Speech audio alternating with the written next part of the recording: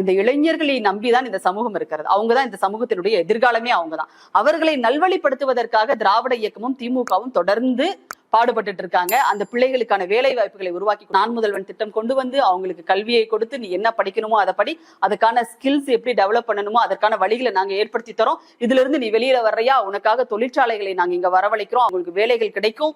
இவ்வளத்தையும் இப்ப நம்ம பண்ணிட்டு இருக்கோம். ஆனா இந்த பக்கம் இந்தாலும் என்ன பண்ணிட்டு இருக்காரு, ஆடு மாடு மேய்க்கிறதுக்கு வாங்குறேன்னு அதை அரசாங்க வேலையாக்குறேன்றாரு.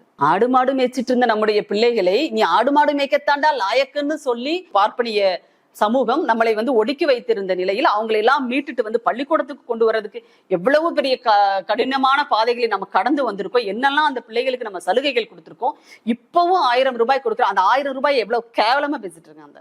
அப்போ அதை வாங்குற பெண்கள் ஒட்டுமொத்தமா எல்லாரையும் நீ இழிவுபடுத்துற.